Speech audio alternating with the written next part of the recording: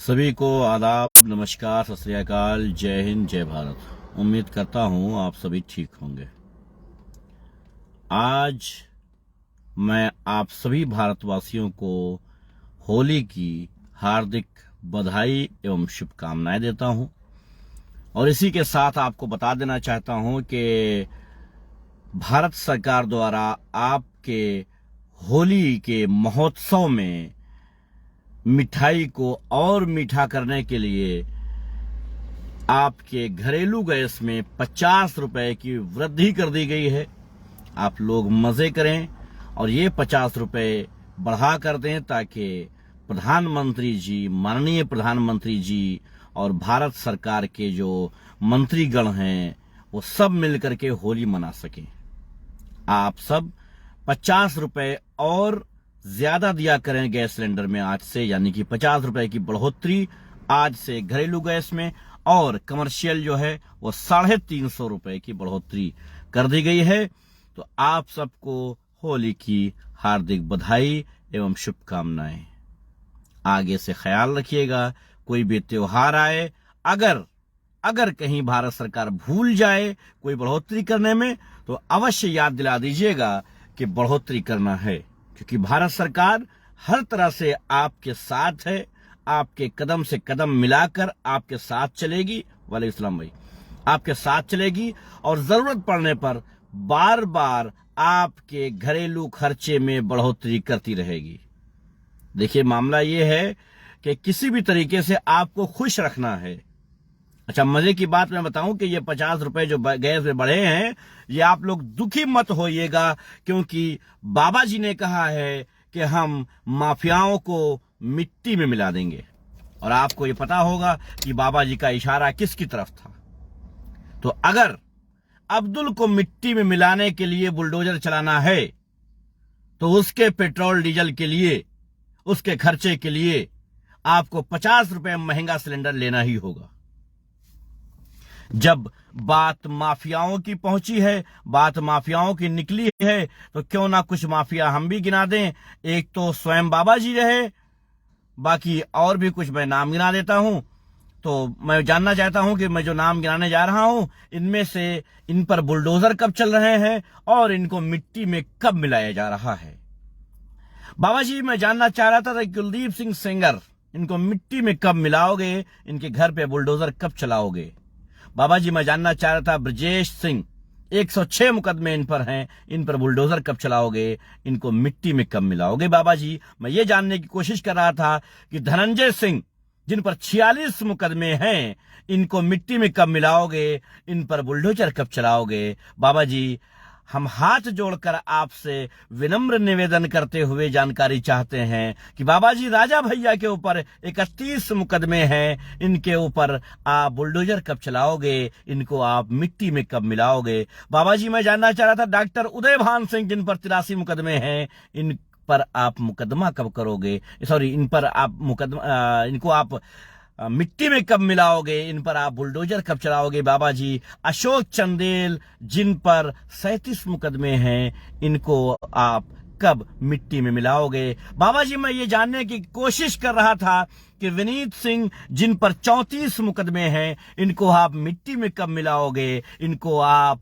इन पर बुलडोजर कब चलाओगे। बाबा जी, मैं ब्रजभूषण सिंह की बात कर रहा हूं कि 84 मुकदमे इन पर हैं, आप इनको मिट्टी में कब मिलाओगे, आप कब इनको खत्म करोगे। बाबा जी, मैं ये भी जानना चाह रहा था कि एक टोनी नाम का एक मंत्री आपके मामले में है, आपकी सरकार में है, उसके पुत्र ने कुछ किसानों पर थार गाड़ी चढ़ा दी थी। वालेकुम सलाम, सभी भाइयों को बहुत बहुत शुक्रिया, बहुत बहुत शुक्रिया। वालेकुम सलाम।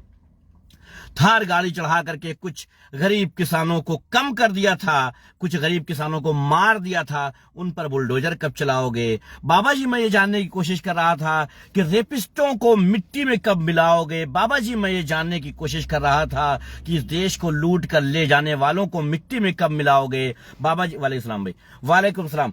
बाबा जी, मैं ये जानने की कोशिश कर रहा था कि इस देश को लूट कर ले जाकर के विदेशों में खर्च करने वालों को आखिर मिट्टी में कब मिलाओगे। बाबा जी, मैं ये भी जानकारी चाह रहा था कि जो देश में लोगों ने कई लाख करोड़ रुपए कर्ज ले लिए हैं और उसके बाद वो दे भी नहीं रहे हैं और बैंक बंद होते जा रहे हैं और गरीब लोगों का पैसा फंस चुका है। बाबा जी, इनको मिट्टी में कब मिलाओगे? बाबा जी, उनको कब मिट्टी में मिलाओगे जो किसी धर्म को, किसी दूसरी कास्ट को, किसी ऐसे इंसान को जो दूसरे धर्म से आता हो, खुला काट देने की बात करते हैं, मार देने की बात करते हैं। बाबा जी, किसी धर्म पर लांछन लगाने वालों को आप कब मिट्टी में मिलाओगे? बाबा जी, किसी दूसरे धर्म के लोगों को जिंदा जला देने की धमकी देने वालों को आप कब मिट्टी में मिलाओगे? बाबा जी, मैं ये भी जानना चाह रहा था कि जो आपकी पार्टी में बैठे लोग नफरत पैदा कर रहे हैं, इस देश को मिटाने की बात कर रहे हैं, उनको मिट्टी में कब मिलाओगे? बाबा जी, आपसे विनम्र निवेदन करते हुए मैं जानकारी चाह रहा हूं कि महात्मा गांधी पर, महात्मा गांधी के पुतले पर, महात्मा गांधी का पुतला बनाकर उन पर गोली चलाने वाली महिला, उसको आप मिट्टी में कब मिलाओगे? बाबा जी, मुझे ये भी जानकारी दे दें कि आखिर आप उनको जो गोल से जिंदाबाद कहते हैं, भारत की तारीख पर लिखा हुआ पहला आतंकवादी गोल से, उसको जिंदाबाद कहने वालों को मिट्टी में कब मिलाओगे? बाबा जी, मैं विनम्र निवेदन करते हुए आपसे जानने की कोशिश कर रहा हूं कि जो आप पर मुकदमे थे, जो आपने खत्म कर दिए, उनको कब ढूंढ कर सामने मैदान में लाओगे? बाबा जी, मैं ये भी जानने की कोशिश कर रहा था, आपकी सरकार आते ही 20,000 लोगों के मुकदमों को खत्म कर दिया गया था, क्लीन चिट दे दी गई थी, उनको मिट्टी में कब मिला रहे हो? बाबा जी, बाबा जी, बाबा जी। लोग कहते हैं यूपी में काबा, तो बाबा जी ने जवाब दिया है कि यूपी में बाबा बा। बाबा बा बाबा बाबा, हमको भी पता है कि बाबा बा, लेकिन बाबा तो बा। ऐसा ना हो कि बाबा बा तो सिर्फ घंटवे बजे हैं, ऐसा ना हो कि यूपी में सिर्फ घंटवे बजे। तो बाबा जी, हमारे प्रदेश को स्वच्छ, हमारे प्रदेश को संतुष्ट और विकासशील प्रदेश बनाने में आप जो भी कार्य करें, सोच और समझ कर करें, क्योंकि प्रदेश को आगे ले जाने के लिए यहां रोजगार की जरूरत पड़ती है, यहां लोगों को जोड़ने की जरूरत पड़ती है, लोगों को साथ ले चलने की जरूरत पड़ती है। किसी खास धर्म को टारगेट करके देश या प्रदेश नहीं बनाए जाते हैं। बाबा जी, आपको इसकी जानकारी होनी चाहिए। यकीनन जब बाबा जी आए थे तो लोगों का कहना था कि अब एक साधु, एक महंत प्रदेश की बागडोर संभाल रहा है, अब देश को स्वच्छ कर देगा, अब प्रदेश को स्वच्छ कर देगा, अब प्रदेश में चारों तरफ कम से कम एक इंसान मुख्यमंत्री बनकर के आएगा जो हर धर्म की इज्जत करेगा, क्योंकि वो धार्मिक है। लेकिन बाबा जी, हमको कुछ ऐसा दिखाइल नहीं। बाबा जी, का हो गई? आखिर का हो गई ऐसा कि अगर ये पूछ लीन जाए कि यूपी में का बा, तो उसके घर पे नोटिस पहुंच जाती है। बाबा जी, भूल रहे हैं आप कानपुर देहात का मामला। शायद उस डीएम के ऊपर आपका बुलडोजर नहीं चलेगा, शायद उस डीएम को मिट्टी में आप नहीं मिलाओगे जिसने एक मां और बेटी को जिंदा जलने दिया और बुलडोजर चलाता रहा। अफसोसनाक है, अगर आप इंसानियत की कद्र नहीं कर सकते हैं तो फिर आप ये ना कहें कि हम बड़े धार्मिक हैं, फिर आप धार्मिक तो नहीं हो सकते। हमारे लिए मायने रखता है इंसान की जान, किसी भी हाल में इंसान की जान। बाबा जी, आपको पता होना चाहिए कि एक बेगुनाह को सजा नहीं मिलनी चाहिए, भले 100 गुनहगार छूट जाएं, लेकिन एक बेगुनाह को सजा नहीं मिलनी चाहिए। शायद आप ये बात भूल रहे हैं, लेकिन उत्तर प्रदेश में 90% बेगुनाहों को सजा मिल रही है, जबकि 100% गुनहगार बाइज्जत बरी हैं और घूम रहे हैं। तो महाराज, उस दौर से निकल आइए जिस दौर में आप हवा में उड़ते होंगे। उस दौर को देखिए जब आप सांसद थे। आप सांसद थे और आप, मुझे याद है, आप सांसद थे और आपने रोकर कहा था कि मुझ पर माननीय, मुझ पर झूठे मुकदमे डाले जा रहे हैं, मुझे परेशान किया जा रहा है, मैं क्या करूं। महाराज, किसी गरीब पर जब झूठा मुकदमा पड़ता है तो उसका क्या हाल होता होगा, सोचिएगा।